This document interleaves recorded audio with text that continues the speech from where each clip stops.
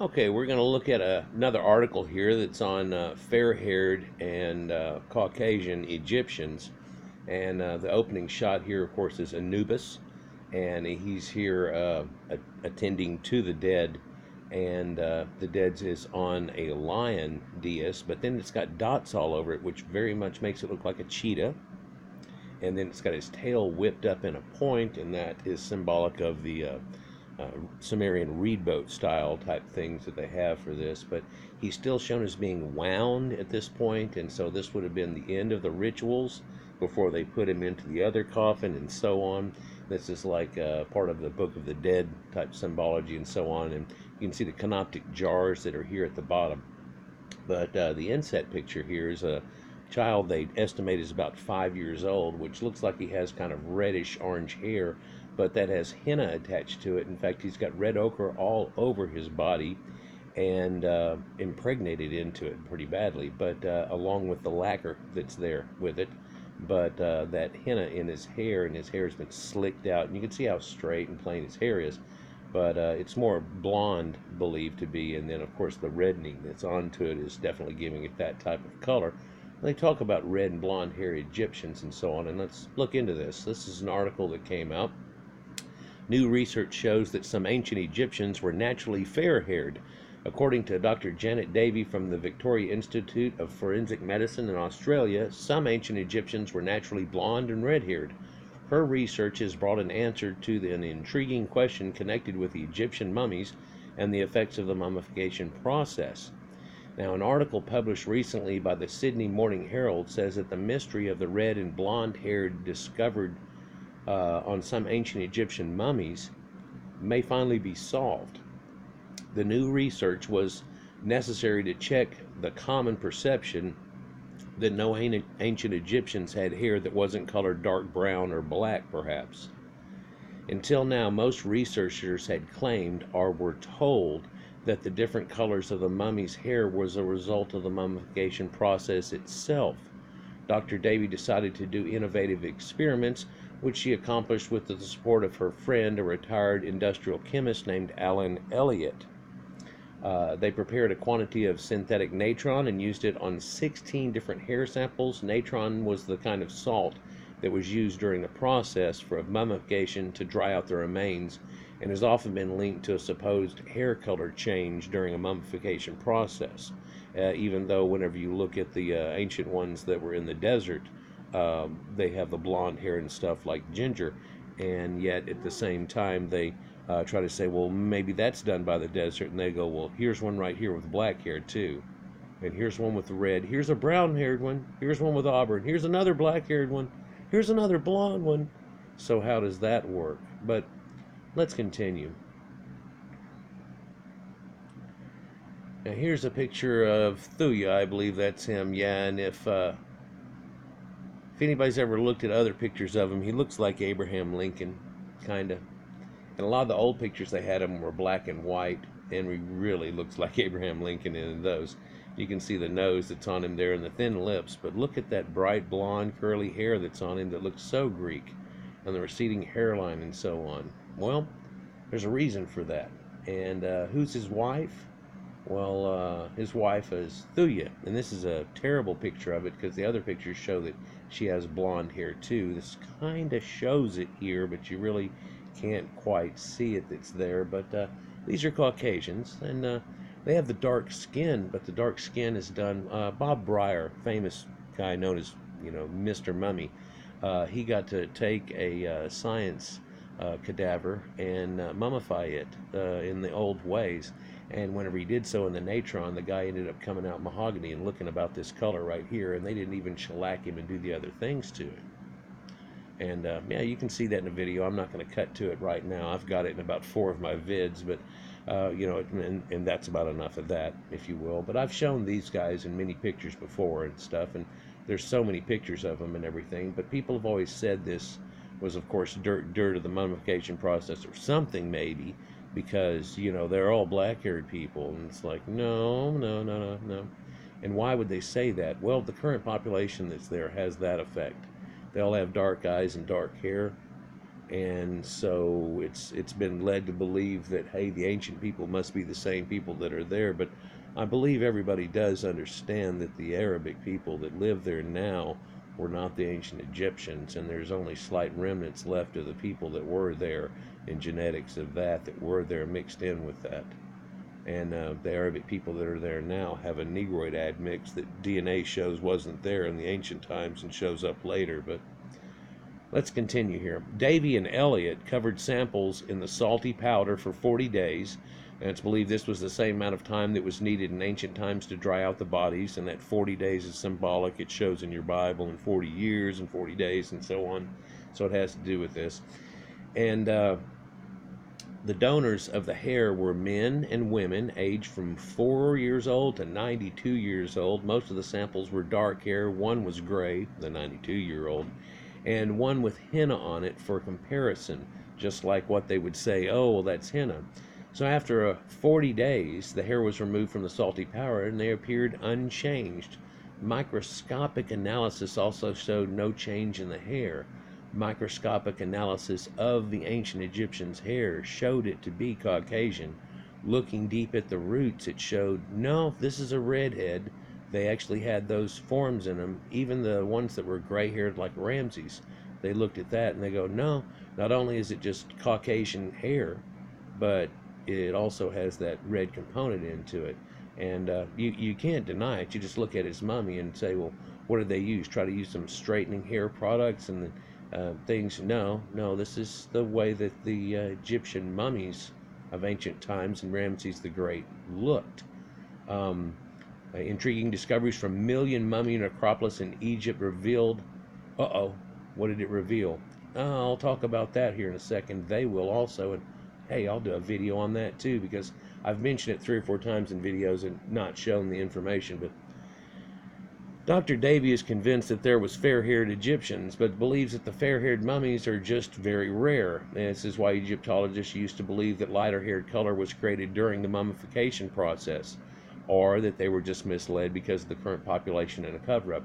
Moreover, Davy suggests that there were blondes living in Egypt during the Greco-Roman period, and of course we know there were with the Greeks and stuff, but that's not what they're looking at. They're looking at all the old ancient ones and all the way back even Pre Dynastic. Some ancient Egyptians could have been blue-eyed blondes or brown-eyed blondes or green-eyed blondes or green-eyed redheads, just like Irish-looking people. It's amazing, but She says, I wouldn't say ancient Egypt was multicultural like Australia today, but certainly there were various mixes, she said. So, in other words, she's hinting towards the idea that there's some mixtures of some Caucasian-y thing going on here, but there is nothing but that. Here's Ramses the Great, and he's got blonde hair, curly hair, very Greek-looking, little bent nose and everything. It's amazing they get their nose back to looking right. They actually pull their brains out through their nose, if everybody remembers that idea about it too. So, and of course somebody's been dehydrated up like beef jerky, and you know what beef jerky turns dark like. But some of these have been really done well. It's been well noted that Ramses is a pale, he's a leucoderm. What's that? That's a pale, fair-haired person, like redhead or blonde. Yeah, usually have light eye traits. In fact, more often than not, of course, going along with it. Note that fair hair color. 19th Dynasty, King Ramses II. The secret of mummies with different colored hair is as old as the Egyptian civilization itself. Well, no, not really. It's kind of been a little bit more modern that people have started taking on that idea. At first, when people started reinvestigating Egypt, somehow people thought, hey, the people there are the people that were there. You know, and they didn't remember the Islamic and Arabic invasion and stuff, and the Ottoman Empire, or any of the things that had happened in between when they were looking into it and in between the old ancient Egyptians. Once people have gotten way into it, they realize, oh, well, duh. You go back before that, and what is before that? So, for example, the oldest known mummy with dyed hair is dated back to 3400 BC. It was the late dynastic period of Egypt, or pre-dynastic period of Egypt, a very mysterious time in the history of the country. And so they've shown dyed mummies there. There's also, though, the blonde-haired mummy that comes from about that time. The well-preserved mummy of a man was excavated by Wallace Budge himself in the end of the 19th century. Nowadays, it's exhibited in the British Museum itself. The mummy was nicknamed the Ginger, or just Ginger, due to the color of its hair. The man was mummified naturally, without the use of natron. He was buried in the desert necropolis at the Gebelien, so he's known as the Gebelien mummy in Egypt. And he was just sand desiccated, just dehydrated, basically, rapidly. And you can see on his body that there's definitely light patches, even though there's bloody to the skin patches and things, and being in the desert for thousands of years. But yet that blonde hair is still there. Shows you the ancient pottery and things like that too, that they try to equate to other people, and it's kind of strange that that's them right there. So it goes back to the Badarians that were living there, and so on. Anyhow, he's called Ginger due to the color of his hair. The man was mummified naturally without the use of natron. He was buried in the desert necropolis in Gebelien, Egypt. The mummy of the Ginger sheds light on a very early history of Egypt and suggests that people who created the Egyptian civilizations could have been blonde or red-haired too. And in fact, there's a lot of that component in there, and a lot of the early statues show very pale people and blue-eyed people, and a lot of the artwork on the walls show a lot of very tan people that may almost look the color of this guy's skin now after all this time, but at the same time they show blonde hair on them and red on some of them, almost to the point where you go, well, that's the way it looks in Europe, kind of, where there's a lot of brown-headed and dark-headed people there, but then there's a lot of blondes, and look, there's a redhead, and what's this auburn thing, and there's that variation. So you look, this is Ginger here, and you can see the blonde like curls that are on it, and you can see him like peeking over his hand here, which is very dark, but the skin here is quite light in places. That's actually a piece of his skull showing there. But you can almost see him peering over his eye and saying, they're not going to try to say I'm a Negro again, are they?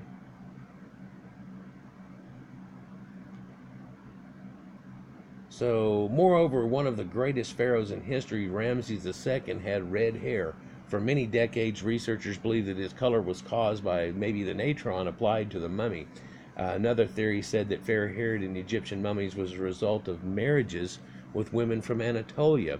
The Hittite prince Zenananza, who was sent from Hattusha to Thebes to marry Princess Ankhesenamun. And I've told you about this before and done a video about it. It's been over a year ago now. He had light skin and hair. He was known as Xanthos by other people talking about it, and the Greeks and stuff. So that's blonde, basically. It's anyhow, the father of the powerful Queen Tai, wife of Amenhotep III, Yuya, was blonde also. And people talk about Queen Tai and so on, and what effect she might have and what color. On December 14th, 2014, Ancient Origins reported on a remarkable discovery in Fog El Gamos necropolis, which lies along the eastern edge of the Fayum Depression near Sila in Egypt, and dates to the time when the Roman or Byzantine Empire controlled Egypt from the 1st to the 7th century AD. It's an enormous cemetery that is believed to contain over 1 million burials of ordinary Egyptians that were naturally mummified by the hot and dry desert sands over 1,500 years ago. And these mummies, though, they're not mummified. They've basically just been sand desiccated. And this is the necropolis, basically the city of the dead. And check this out, though. Over 3 decades of excavations by Brigham Young University in Utah revealed some incredible finds, such as the remains of large male, over 7 feet tall, an infant child that was discovered wearing a tunic and jewelry, and unique groupings of barrels clustered according to hair color, including blonde and red-headed mummies. And inside this picture here with the light cutting through, you can see the red hair on this mummy coming here and mainly here. But yeah, the whole head is red, and it's not from a henna situation. There's a red-headed mummy. This is a female found at Fag El Gamos. So the possibility that the people living there now aren't the same people they were before, whenever you find things like ginger and stuff and this ancient pottery and the pottery that shows the reed boats and things, it definitely shows you that they're not anything but Caucasians, and they have light skin and hair complement that goes with them.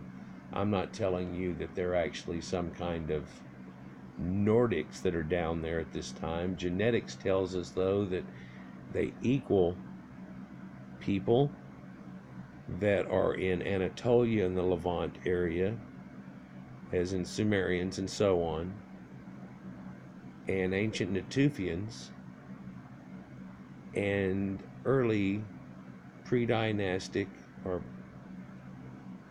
pre-age Caucasians of this whole area, and the early farmers of Europe.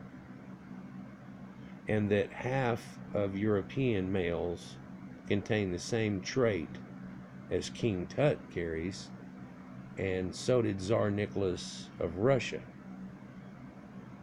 And so that shows a lot of truth and reality here. You look at Ramses again and that blonde hair, but let's look here. I was going through that for a reason.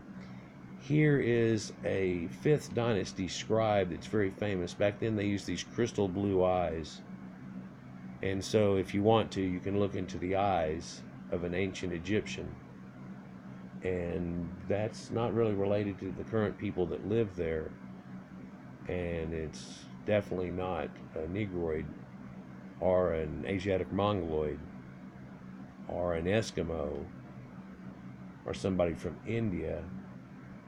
Here's Mitre, 2500 BC. Again, these crystal blue eyes that they have inset onto him. And while his face is all messed up, you can see that tan skin right there. Of course, scribes get to stay a lot lighter and don't have to go out in the sun as much as perhaps workers do. And you can see King Hor, as in Horus himself, a noble Egyptian lady with greenish blue eyes here. An original, and by the way, a lot of their blue would freak out and turn kind of green because they use copper and copper sulfate type things, and you know, a penny will get that funky blue, turquoisey green. It'll get that effect, and so a lot of them changed a little more off of that. But there's an original wooden statue here and wooden statues here. See the thin lips, alkaline nose, and the eyes. But strangely, I think he'll tell you here, let's see, King Hor, 1783 to 1633 BC, on display at the Cairo Museum. The eyes of the statue, inlaid with quartz and lapis lazuli around it, shine up with either blue or gray eyes depending upon the lighting, and it's also depending upon the angle. In fact, if we zoom in on this and look at it, hopefully we get a good look there. That one looks gray, that one looks blue, and as you pivot in front of it, it'll look like they're both blue and both red, and depending on the lighting, they can be very bright bluish type colored. And of course, there's ancient tomb inscriptions that say, "I knit upon the head of the blue-eyed Horus, the god who acts." And so so when you see things like Isis, and this is from way back when, and you wonder why she's so pale, and the women are pale and the men are drawn symbolically a lot darker because they have a tan. And so if the women are that color, then the men, which aren't white, you see this is white and this is tan, and so that's more of a red ochre symbolic kind of Adamic color.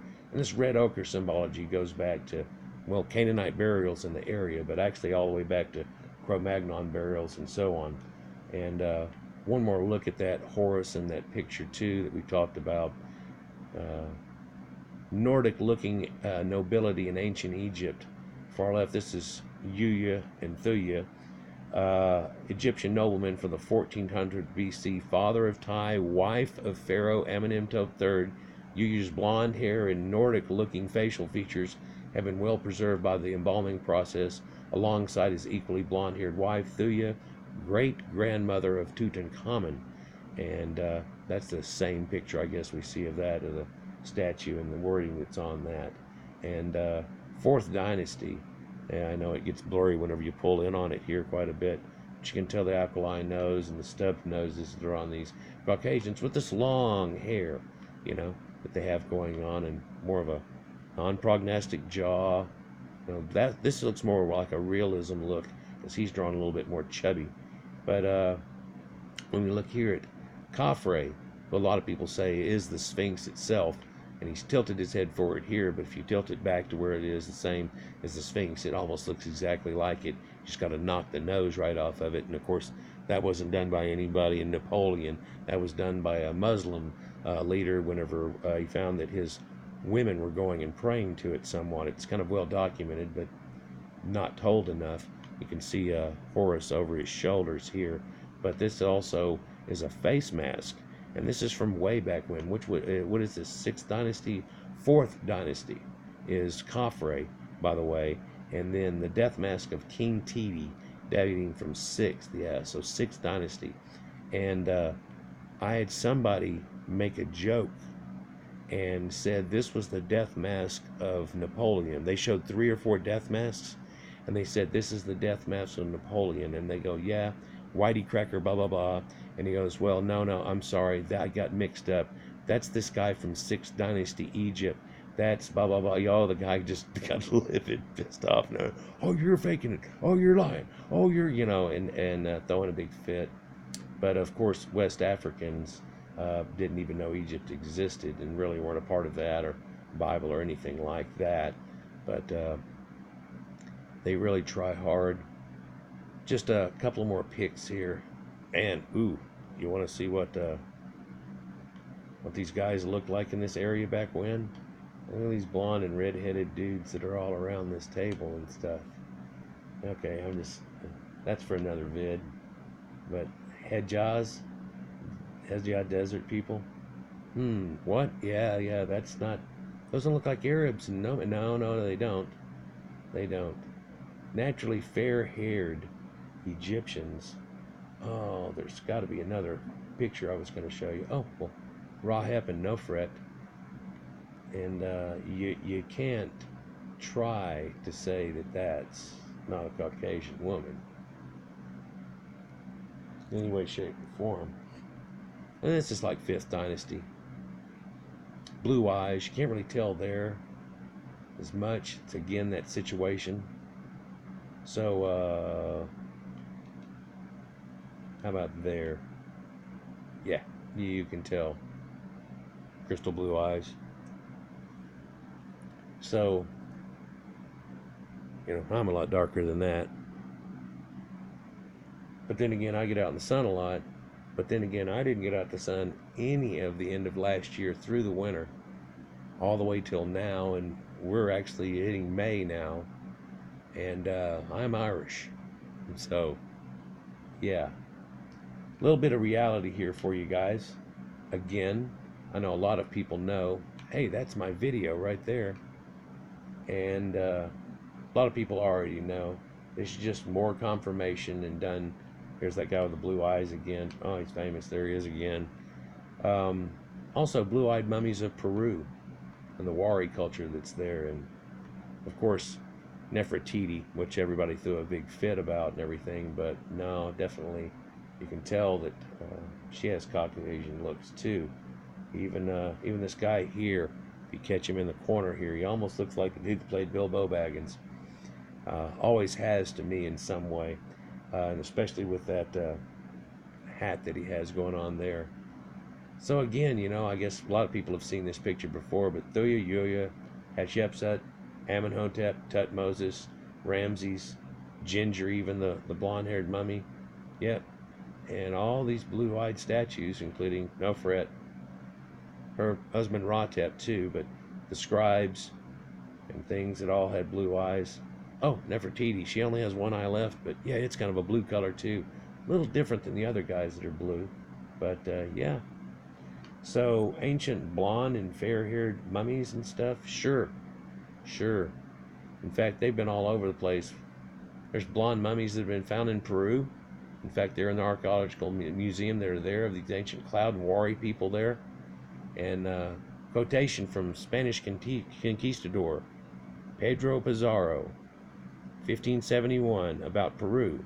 The ruling class of the kingdom of Peru was fair-skinned with fair hair, about the color of ripe wheat, Most of the great lords of the ladies look like white Spaniards. In that country I met an Indian woman with her child, so fair-skinned that they were hardly distinguishable from fair white men. Their countrymen called them children of the gods. And the blue eyes that are in their statue of Quetzalcoatl. And again, he has a beard here that's attached to him. And American Indians and these people don't grow beards, so how would they have a god that had a beard, and the whole idea that he was blonde-haired and blue-eyed if it hadn't come from primordial contact helping to bring them civilization? Here's an interesting one. This is Sumerian statues, and they all have the inlay and the lapis lazuli and things, and I've told you there's a lot of connections between ancient Sumerians and the beginnings of Egypt, but there's also connections that go with the Natufians, the Badarians and stuff, and the Nakota culture that is there, and then an influx that changes everything, puts it together. But this other blue-eyed character here that looks just like it is actually the Egyptian sky goddess Nut. Now back then they used to shave their heads and wear wigs, right? And she has blue eyes. Was that just symbolic of the night or anything? No, that's iconography of ancient Egypt. The Mandan Sioux were known to be blue-eyed and blonde-haired.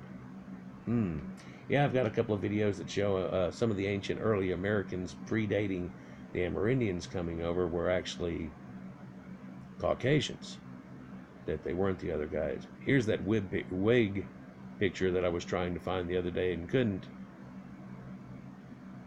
Yeah, kind of a blonde-haired wig that they had, and I think that's the one from 12th Dynasty. 4th Dynasty, they say that one. Nofret is not from 4th Dynasty. Cleopatra, she was of course a Ptolemaic Greek girl. Rahotep, Nofret's husband.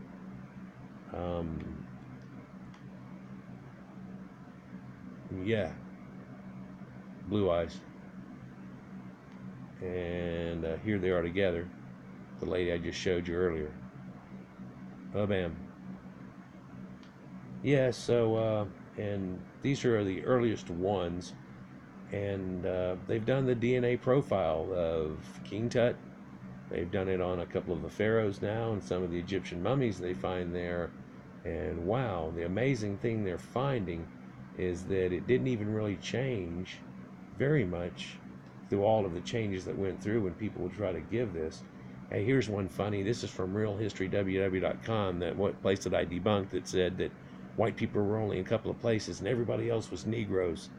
And then somehow whites took over and did all that, you know. A 12-part debunk on it. It's hilarious. But here is Uyghur people of Xinjiang, China. Xinjiang, China. Right now, today. Shows you that Proto-Indo-European influx. Because that looks like a Greek woman. Could even be Egyptian. Put some little black makeup around her eyes. Hell, she already has those pointy eyes. Just put some little points around on it. Yeah. And Nefertiti looking little. Yeah. So, isn't that amazing? Well, that's going to about do it for us here. And I know there's a couple of good pictures that I could show you that are still coming up. But, hey, why not save something for another video? Oh, hell, why not? Go out the door with it, I guess. We can tell the difference between those two genus of peoples, right? The species that's going on here and the race that we're talking about? Probably so. Hopefully you can. If you can't, maybe you can there. Can you tell the difference between a red-headed, real pale white dude, an Asiatic, and a Negro? I bet you can. Somehow they can't. And they also can't tell the difference between a West African and a Caucasian. Or somebody from East Africa. But that's probably another issue, and it probably has more to do with mentality. So when people get mad whenever they see somebody like this guy portraying an Egyptian, that looks very much Egyptian to me. And better yet, you can get a Caucasian with blue eyes that has darker skin than that. It's that Egyptian color. Like, oh, that's Kevin Costner. I'm sorry, he's a blonde too, or was. And wasn't that one too? Yeah, he was. It's gone away. It fades, just like I was a blonde when I was a kid. Check this dude out. If that ain't your Prince of Persia, ladies, right? That's a dude in Egypt. Yeah, current Egyptian. They say this is what an older Egyptian looked like, lady. Yeah. They even put one of the wig styles of the old ones on it. So, there we go, guys. Caucasian Egyptians. Ooh. I told you she had a blue eye. Hopefully you can make it out there. Bing. Nefertiti. Oh, I know you can make it out there. Yeah, pretty much the color of blue that's over here is slightly different. Probably took a flash to make it come out right. Yeah, missing one eye, but the other one is still blue. So, how about that? How about those amazing Caucasians? How about this girl here? Well, no, see, that looks more Egyptian. They weren't white. This is a girl from Europe. She has some Greek ancestry and some Egyptian makeup on.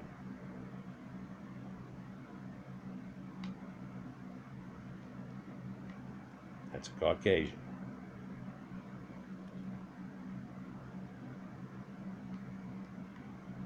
That is not an Egyptian. Oh, here's the poster girl. So here's a girl. Yeah, that's her. This girl was selling postcards at the pyramids. You can see her postcards that are there. And hell, I'd buy some or whatever. She's a local Egyptian girl. She can still see it's still very active in there. Her eyes look real green here. And other pictures, they look blue-green and kind of fade in with a different color. She's in a couple other pictures. And let's see, man, she's messing up some of these out here, being out and doing all this, getting the corners messed up. You know me, I'd buy the ones that the corner are messed up. When I got back to the hotel, I'd ask the concierge for 2 little pieces of tape, slap them on them, sign them to my family, and send them off. I don't want her to get in trouble for messing them up, and tell her to, hey, try to be more careful with it. Maybe she could buy something to keep them in somewhat.